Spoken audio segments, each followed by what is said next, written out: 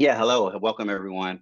Start off with just one general question, right? I know, athletes and data and it's become a thing, right? It's always been a thing for me. Obviously, Helen mentioned I have a personal tie to this. I am a former professional athlete. I played in the NFL for 6 years, and so being an athlete and data, working in tech, these things are really hitting home for me. And Kristy, being an expert in this, I want to make sure that this conversation is, allowing this entire group to, be informed, but also, ask questions in terms of what's next, what's current, and where this started from. All right, Kristy, I'll let you kick this off, and I'll often interject with a couple of questions just to, for my own personal knowledge as well. Excellent. I'm looking forward to that, David. And thanks so much. Thanks for the intro. Thanks, everybody, for joining and participating. I know this will also be recorded and it can be seen on YouTube in the future. So I'm excited about that. Excited to talk about this topic because, as David mentioned, athletes fuel a lot of our entertainment, and athlete data is being used increasingly and in new and innovative ways. So I am with Honor Data Rights Management, as Helen mentioned. Our focus is to help athletes and other sports organizations or sports ecosystem stakeholders monetize athlete data in a way that allows compliance to occur, compliance with some laws that we'll discuss briefly, but primarily privacy, intellectual property, employment, contractual law, some health laws, both in the US and in other major markets, which is typically Europe.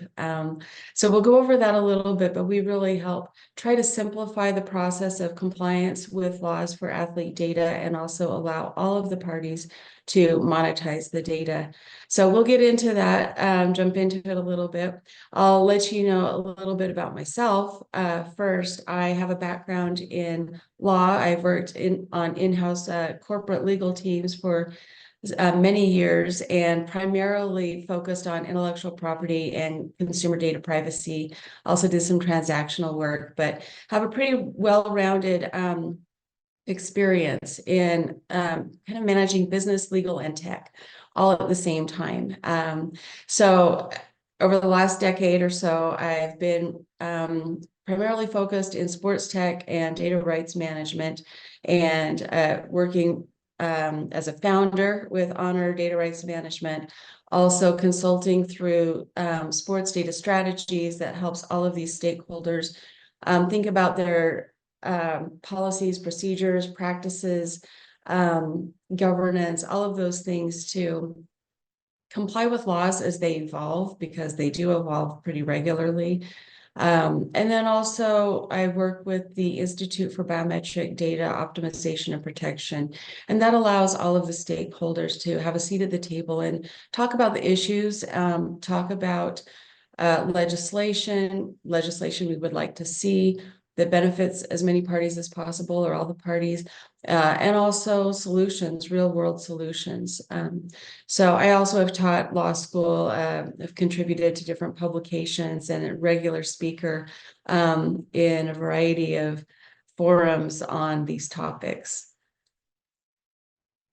So just to kick us off, athlete data, we are defining it as data that includes health data, biometric data, biomechanical or body movement data. It incorporates statistics that are traditional, historical stats in sports, but it really is more granular data that is collected that we can't really see with the naked eye. It includes sensor technology and maybe other data from health records and other sensor technology that we'll talk about later. So athlete data typically includes some sensitive information, and there are multiple laws that apply to athlete data. However, there are gaps because our business practices are kind of keeping up with the laws that were incorporated in the past. A prominent law at this point people may have heard of is GDPR, out of the European Union that protects privacy. But what do we do about all of the other jurisdictions or countries in the US, we don't have a federal privacy law at this point. And so there are gaps, and that can expose the sports organizations and the athletes to additional risk, whether it's losing their privacy, not being compensated for the use of their data. There can be legal liability created as a result on the part of the sports organizations. And there can also be ethical dilemmas about what should be disclosed, what should not be disclosed, who's making those decisions. And at some point, if the parties aren't collaborating and trying to resolve the problem, there could be regulatory intervention, and certainly there will be litigation and claims that, of course, erodes revenue, erodes income. And, there is a way to help all of the parties have a piece of the sports data pie. So that's what we seek to do. Solutions in this space need to foster athlete privacy. And then they also need to support athletes and then other stakeholders in the ecosystem, protect intellectual property rights, increase trust, promote security, govern access, who has access to what information when, and then address compliance challenges. So our position is that we can create trusted digital relationships using decentralized identity, and that's a key tool to resolve challenges. So as David mentioned, he was an athlete, pro athlete in the past. This issue has been evolving over the last decade or more, a little more. And it's evolved as athlete data was starting to be collected both in the NBA and NFL. And that data is increasingly being used in broadcast games, mobile apps to engage fans, fantasy sports, sports wagering, the commercial partners of the leagues or teams utilizing athletes endorsements and athlete name, image, likeness is the buzzword now, but it's publicity rights that have been around for about 100 years. There are publicity rights laws in the US that govern athlete properties that athletes should be compensated for. And so the commercial partners of the leagues and teams are increasingly partnering with athletes and utilizing that data. And I can give you an example of that as we move along in our conversation. So any comments or questions yet at this point, David? Yeah, and I'll apply a lot of I want to make sure that the call knows that I'm speaking from personal experience and only about, my experiences, right? In terms of data and privacy, and you mentioned, name, image, and likeness. How would we put parameters around so let's just say I'm an athlete, and I have the ability to determine who gets access to my health records, right? But for example, when going through the draft process for me, scouts would come to my university and they would go to the training room. They wanted to know how many sprained ankles I've had, how many, pulled hamstrings, what type of major injuries, how many times I've been in the training room. And because all of this is kept on record, right? Like they expose this to these scouts. If you put all of this power in an athlete's possession, right? So say a team wants to come to, let's just say, for example, I'm a college player that is being scouted by a NBA or NFL team, and I've had 2 major ACL surgeries, right? Most teams want to know this. If you're investing in a player from a health perspective, you want to know what you're about to get when you get a player. But in terms of from a monetary value, if I'm a college athlete and I know that this can hurt my draft stock or even chances of getting drafted, right? Like, why would I share that information, right? I likely wouldn't. And so there's risk inherent on both ends, right? Like, how do you foresee that playing out in the future if athletes have sole control over what they share? Yeah, thanks for giving us some of your personal experience with that. And you did highlight one trend that we have seen. Athletes that were playing up until probably 2018 were not used to their data being collected, and they were not used to sharing so many details about their lives publicly because there's social media. And Right. so we've seen a trend in athletes that come into the leagues even I would say 5 to 6 years ago, athletes being educated about information or data that they might share with the league while they're being scouted and recruited, and also what they might share on social media and how it could impact them, and to kind of take the long view and think about how will this impact your career, your playtime, and the types of questions that you brought up.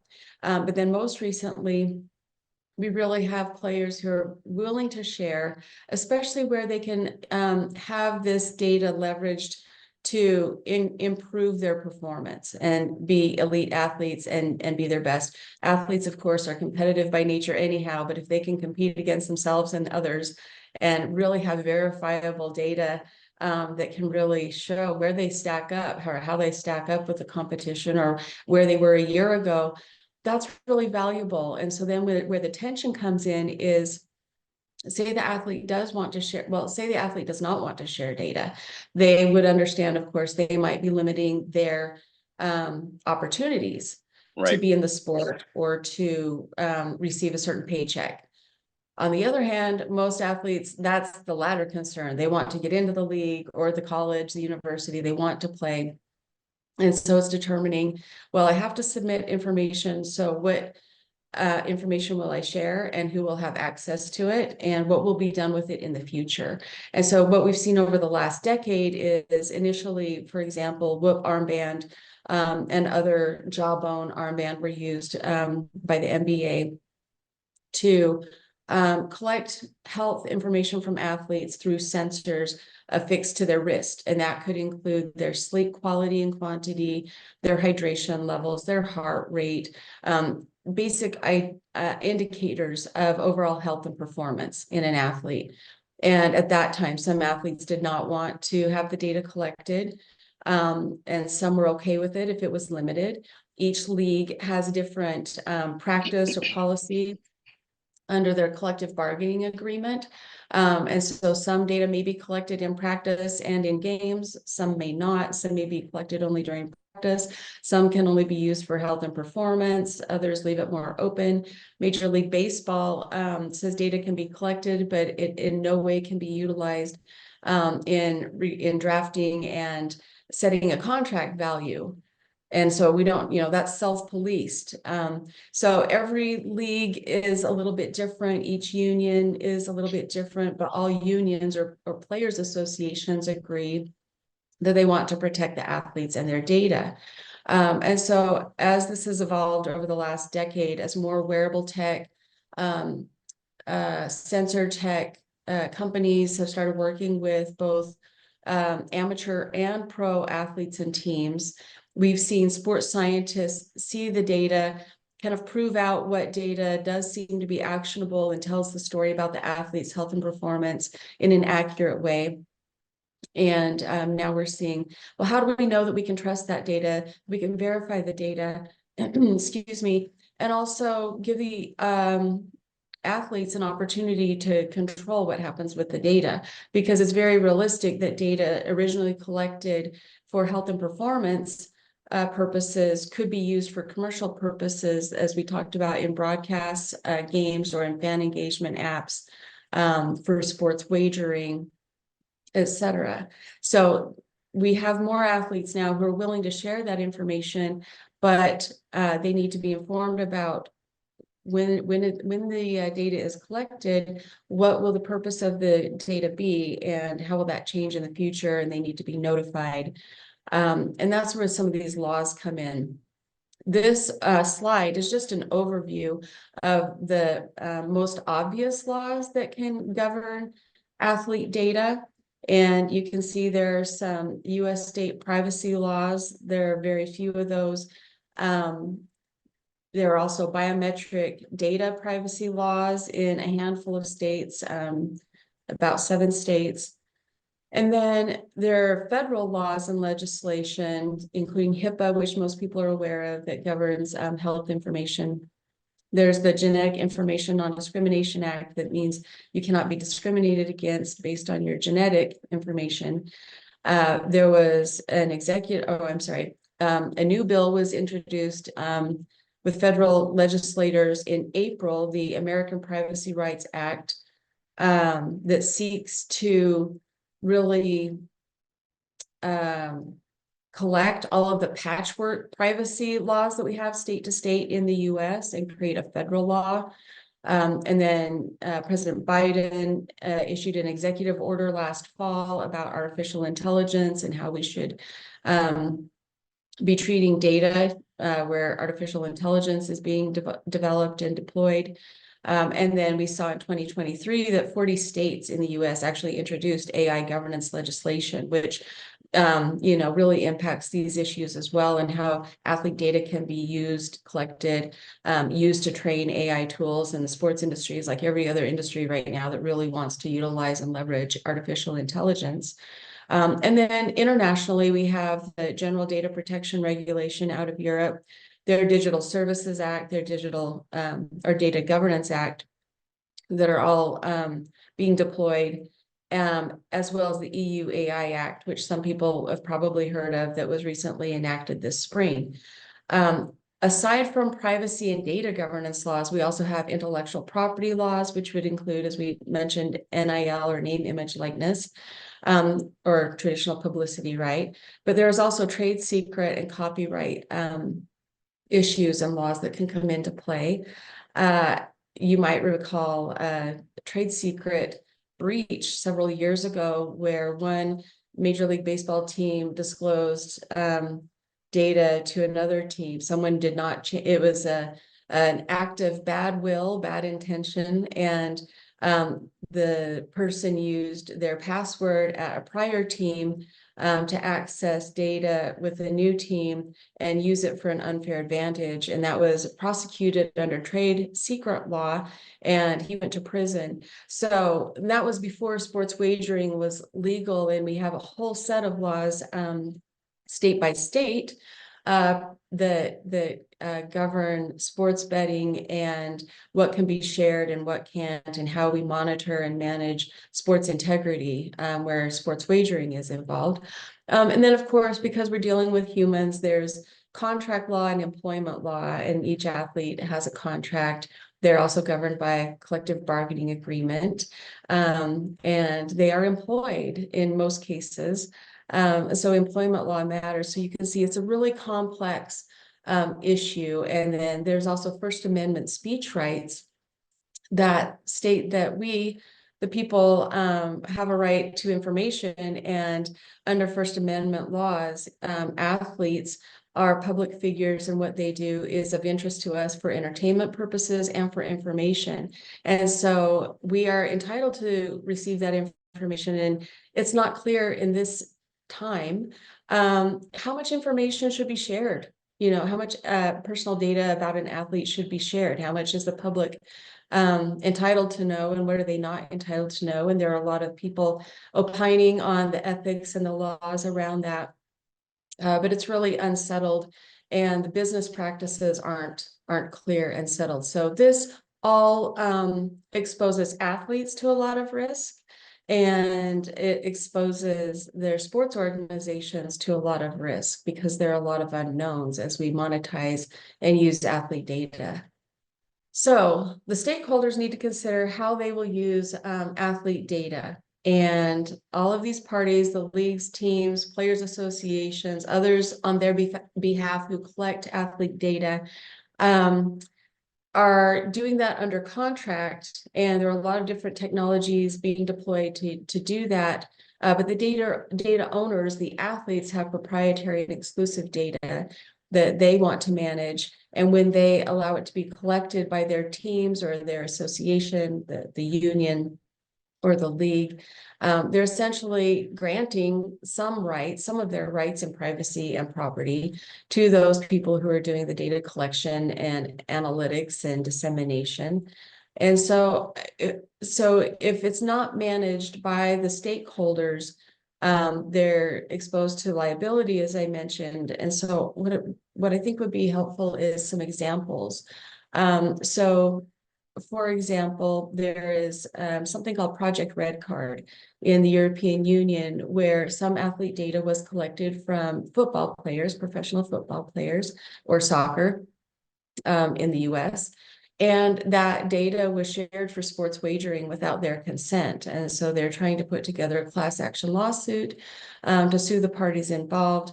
And we have smaller versions of that in the US, primarily in college athletics. You may be aware that last week there was a settlement of almost $2 billion. And it's House versus NCAA, and college athletes were arguing that they should be compensated for their performance on the field when they're playing games. And the NCAA is agreeing that players need to be compensated. It's unclear how that will happen. There have been plans proposed in the past, so we'll see how that goes. But the reality is athlete data has been collected at the university level, again, for almost a decade. University of Michigan football was one of the first to partner with Nike, and that governed athlete data that could be collected from sensors in shoulder pads. And the Nike would own the data. It was unclear what all data would be collected, what it would be used for, who would own what. And since that time, we have other data companies. I'll use Genius Sports as an example, or Sport Radar. They're some of the biggest athlete data companies out there that have access to athlete data provided to them from different resources, including the leagues and teams. Genius Sports happens to be the official partner of the NFL, but they also disseminate data for sports betting. They own Bet Genius. And in fact, over the last decade, the NFL and its partners, whether it was in fantasy sports or sports wagering or just sports data, has created infrastructure to collect and analyze and disseminate athlete data in a variety of ways to grow the sport. And so those are just a couple of examples that, going back to college sports, Genius Sports is a partner for many universities. So they are getting access to athlete data. College athletes, again, if you're into sports, you understand the realignment of athletic conferences over the last year, that since the US Supreme Court decision governing name, image, and likeness rights for the athletes came down in 2021. And athletes don't have a players association or a union like the pro leagues do. So they don't have a way to collective bargain on behalf of all of the players. So they're really open up to additional risk, even more so than the pro athletes. So this can create a lot of litigation, possible regulatory intervention, especially if some athlete data is collected from minors. And as David mentioned, that data can start being collected as young as 15, 16 years old if you're a top prospect in a sport. And so you're a minor and you're subject to different privacy laws. So what we do at Honor Data Rights Management is we partner with Indicio to provide technology that can help reduce the risk for all of the stakeholders, allow the athletes to manage and control their data and take advantage of opportunities, and for all of the stakeholders to generate revenue. And that's very different from the current model that leaves a lot of ambiguity and gaps, but also there's a lot of tension between the players associations and the leagues. They have both similar and competing interests. And of course, as I mentioned, in college sports, the circumstances are a lot more dire because especially where some laws are coming and rules and practices are coming into place. However, it's not robust and it's really kind of the Wild West, and we're kind of testing the waters, so to speak. So just to give you a visual, we have all forms of athlete data that's being collected in professional sports, and that data can be utilized, either collected by or utilized by different authorized users, whether that's the league, the team, the players association. They're designated partners to collect and disseminate the data. They're commercial partners or sponsors. their sports betting providers, and also any other content creators. And really, we need to include the athletes themselves, because increasingly athletes are utilizing their platform to share more about themselves, whether that's through their own media, such as Uninterrupted, that LeBron James started, or using Facebook Live or Instagram Stories, or partnering. Our athletes are becoming more and more sophisticated and really running a business, the business of themselves outside the sport. And we're definitely seeing an uptick in that in college sports as well. So going to college sports, different parties, but the same things are happening, sharing a lot of information that might be with a university athletic department, an athletic conference.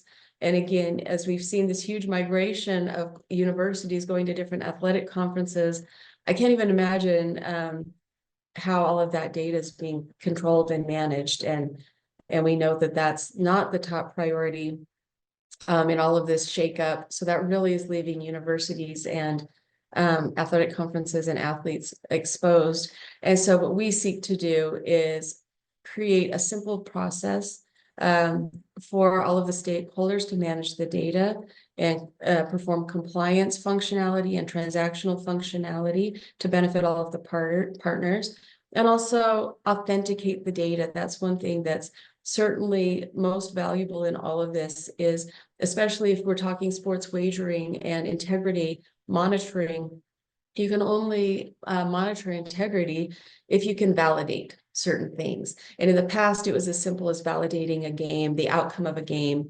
But increasingly, there are prop bets and things that are based on specific athlete performance. And that will only increase as these data sets become more complex and granular. And really, it's proven out that the athlete's abilities and the athlete data does tell a story about the athlete's ability to perform, which of course also impacts sports wagering and the integrity. So authenticated data is imperative in this new emerging model, and authenticated data has more value than regular data. We want to be able to see when was the data collected, see its course throughout the data life cycle and a player's career cycle, and make sure it's from the athlete, that it was collected at the time and for the purpose originally articulated. And we essentially want to create a viable data commodity, and also protect the rights of all of the stakeholders.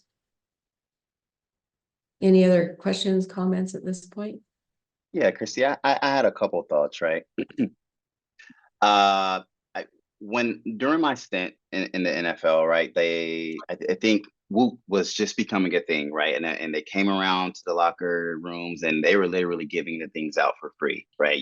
Hey, players, we encourage you to, and the main message that they were leading with at the time was, we want you to know your quality of sleep, right? Like, there's been tons of studies for professional athletes that the quality of sleep is indicative of how you're going to perform. It's indicative of how fast your body recovers.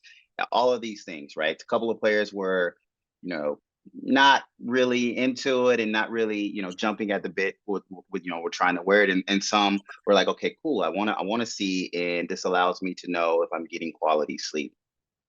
In terms of athletes data, there are, from my experience, there are some things that it could be used for from a performance, increasing mechanism, right? Like, I can see if one arm is stronger than the other one when I exert force. I can see, what's my oxygen level at a certain point in time on the field during a high intensity play. But on the flip side, I've heard that some of, just from former players and colleagues of mine, that some of this data is also used, unbeknownst to them, that GMs and leaders of teams are looking at this data, comparing it to another athlete, and saying, well, doing this, your data has been on the decline since in the off season, and this other players, their data has continuously increased, and so based off this data, we're going to cut you. Now, I don't think that is in any type of paperwork, or I don't think players I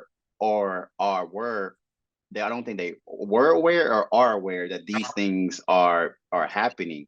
And even so, you mentioned just like there's data that tells players, it's been really good in terms of, like, for example, CTE has been a study that has been Mhm.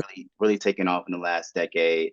And the game has made tremendous changes to try to utilize data that's been collected. But on the other hand, right, like, if you record a certain amount of concussions, then you begin to be a liability for certain teams. And so in terms of, I guess it's one of those things that, as an athlete, would you imagine that, hey, you sign up for the positive sides of this data being collected, but you also sign up for the negative impacts that this data being collected can also have, and you can't really have one without the other.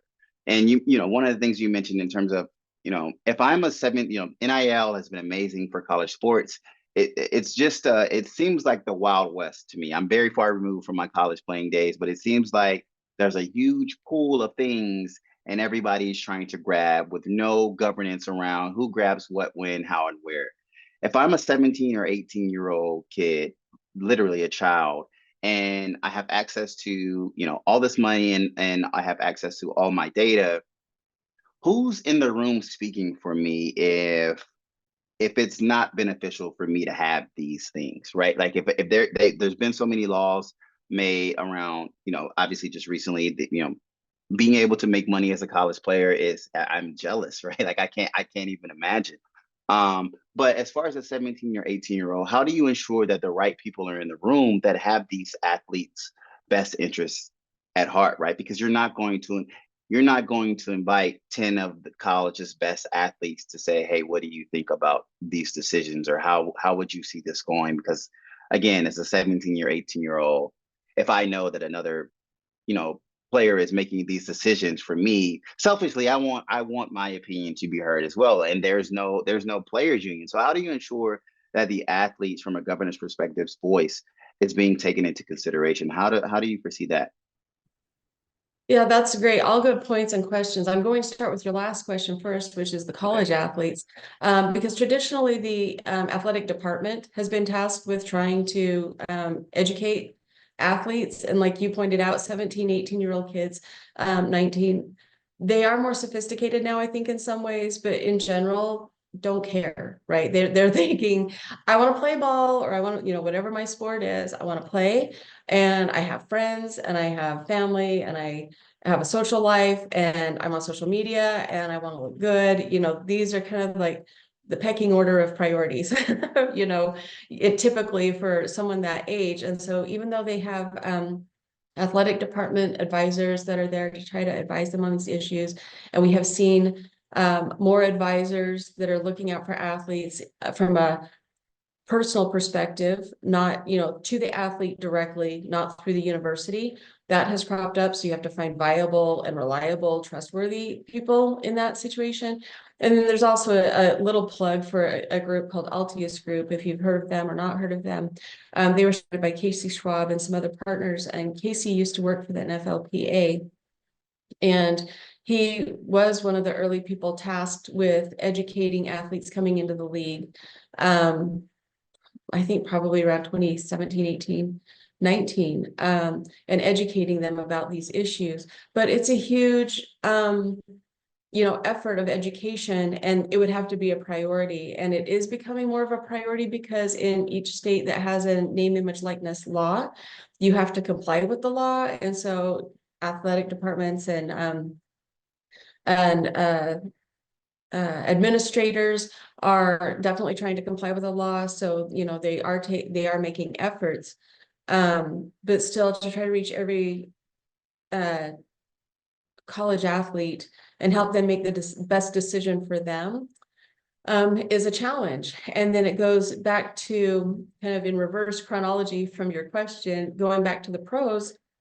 That's when the athletes have to decide there is this tension, and what are the downside risks? Well, the downside risk is maybe I won't get drafted, or maybe I won't get as much play time in each game. Maybe if I'm not contributing all the data, or, letting them utilize the data, I might, maybe they'll release me and my career is over. I'm not compensated as much, or, so those downside risks is exactly what we're trying to solve for, that levels the playing field for the athletes and the sports organizations, and puts more structure around how this data can be utilized, and acknowledge that the data is being collected, it will be utilized, but let's do it in a way that's compliant, and heads off litigation or regulatory intervention, or heaven forbid, real breaches. Some of you may have heard of some of the FTC actions and what they've been tracking as far as data that's been disclosed. For example, someone that went into a Walgreens and they didn't realize that they were consenting to sharing data, and in some cases the KYC and other behind the scenes work of the pharmacy wasn't clean. They weren't using good data practices, and so they were not found compliant. And if that's happening at that level in a pharmacy, a nationwide pharmacy, we know the issues are going to be just as problematic, and probably more so in the sports industry, especially in college sports. So, and then also going back to what you said about data collection and Whoop in particular, Whoop is a pretty trusted company. They've really done their homework to make sure that they are protecting data. But something interesting about them is they are an official partner of the NFLPA, and they partner with Patrick Mahomes. Specifically, his data is very valuable. He is a multi Super Bowl winning quarterback, multi-time MVP. And so they will release his data at times, the data he authorizes, and the data sets the data sets and their algorithms kind of show his performance, and just what you're saying, and through the data collected from him, what he is doing, the level of athleticism that's on display when he's in a Super Bowl. And he has his own license and agreement with Whoop through the NFLPA. But if you're not a Patrick Mahomes, where do you fall on this scale, and how much protection are you entitled to? And even more so with college sports, we know that because there's this NCAA settlement and athletes are going to start being paid, whatever that looks like. Title IX is a federal law that says in college sports, there needs to be equality, and particularly male and female sports. And the real drivers of revenue in college sports is football and men's basketball. And thanks to Caitlin Clark and others in the WNBA and others in college sports recently, we are seeing more female voices and a little more female value as far as compensation and career life cycle. But there's a lot to be desired. And so how do you sort through all this, and how do you, how can it be equal? How can college and pro athletes really know all the data that's collected on them and manage it, know how it will be used, and make sure they're being adequately protected and compensated? So those are the measures, in answer to your question, those are the measures that are in place and that have been developed over the last several years. But we really are just at the starting line of, okay, now this gets real, and really, how can we manage all of this data in real time? How can we transact on the data, compensate all of the parties in real time, do transactions in real time?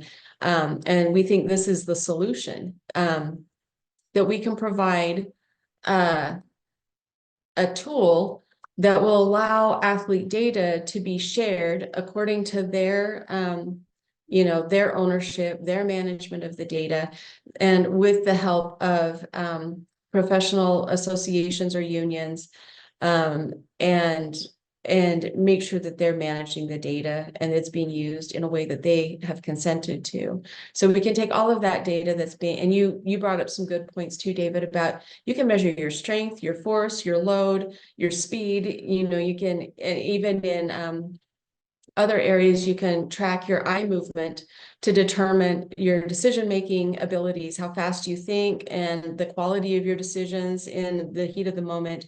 and also EQ or emotional intelligence data, which can really pay off. And, can you stay calm, cool, and collected as a player when you need to, or do you kind of fly off the handle and you lose points, or you create a critical error and you lose a game?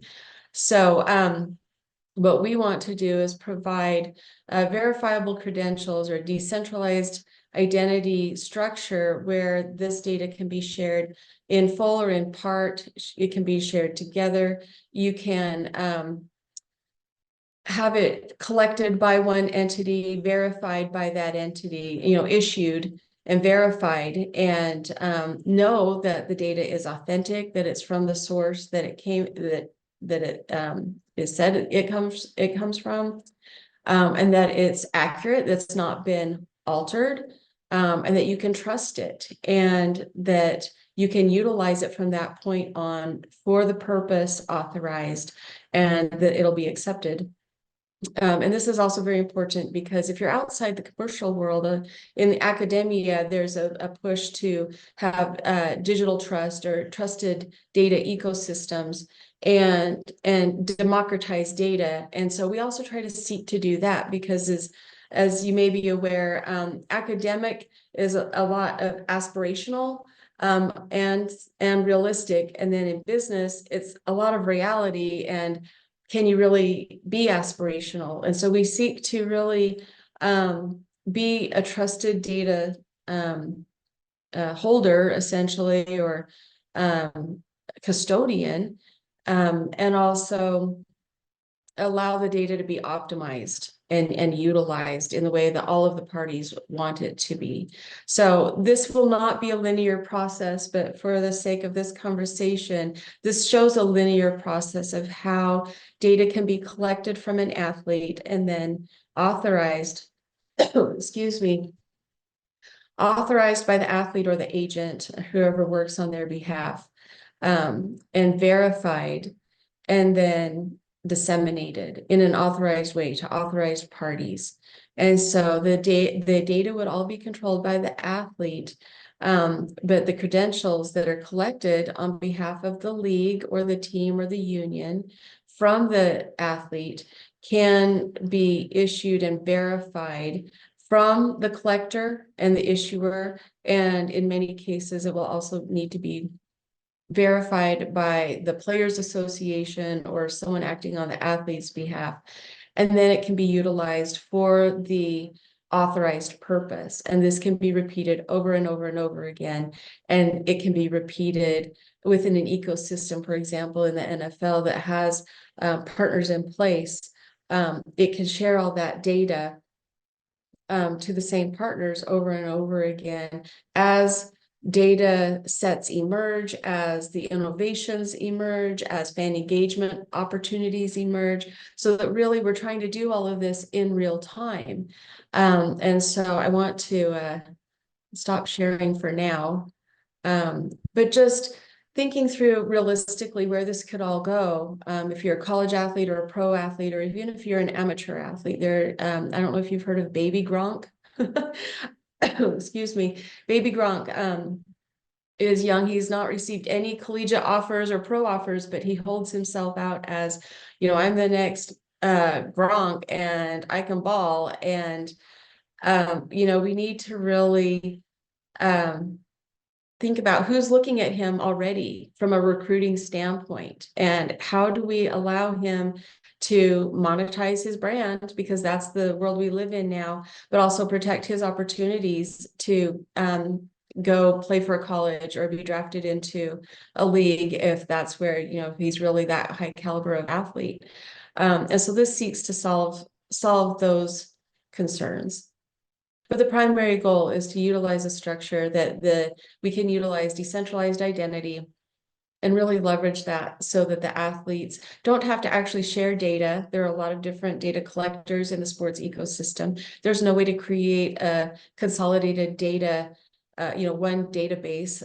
The leagues don't want that. The teams, people don't want that, but we need access to the data. We need to manage the data, make sure it's not used for dystopian or other purposes that disadvantage the athletes, and also make sure that every stakeholder is getting a cut. The leagues and the teams and the associations are also investing their resources in this, and there needs to be equitable solutions, and we can provide this using decentralized identity. Yeah, Chrissy. So I mean, that was amazing. I'd say obviously I have a bias, but I'm really excited for what's happening in college sports, um, because as someone who has gone through the process, as a collegiate athlete, you oftentimes feel like a cog in the machine, right? There's billions and billions of dollars that have been made, both professionally and collegiately, that from alpha players' backs that they'll never see a dime for. And so, someone taking an interest in this and also allowing it to be in the athlete's control is really amazing. There's very, very many pros to this, but there's also a lot of cons. Again, as I mentioned, as a 17 or 18-year-old kid, I 1,000% know that I would not have been responsible enough to make key decisions that are surrounding the things that are this important. But the fact that it's a conversation is amazing. I just feel like from a governance perspective, there has to be more parameters in place to especially for the collegiate athletes, right? From a professional level, I think from my personal opinion, there are many, many players associations out there and unions that are light years above the NFL and where they are. Speaking from a strictly personal perspective, and so I think the NBA's Players Association, the MLB's union, like they do a really great job of representing the player and the athlete. We stand to do some growth in the NFL, but I like where it's trending. I really like where it's trending, and I think more athletes would be chomping at the bit to get involved if they were more educated about their actual rights, right? If they were educated about one, if they knew all of the money that was being made from the use of their data, I think that it would be a much bigger issue than it is currently, right? And so in terms of just education around this, I think that it's really amazing that you've really taken an interest in this, and it's essentially your life's work, and I love it. I really appreciate what you're doing. Thank you. I appreciate that. And you're right. We can do better, and we educate athletes, and that's definitely part of the equation. And, you touched on actually why I'm passionate about this. About a decade ago, I was doing a graduate school degree that I was not planning to do, but based on my experience in the law, and data privacy and where I saw this headed, and my research in the law about athlete rights. In the past, the athletes really their rights were not represented fully, especially going forward, where their data would be collected, their health information and other sensitive data. And so that's why I'm so passionate about it is, athletes need to be compensated for their data, and all of the data stakeholders can be compensated. And this really has a trickle down effect to all of us using consumer fit tech and other ways that our health and other information can be utilized. And I think the decentralized identity is a primary way, a key way to help athletes and all of us going forward.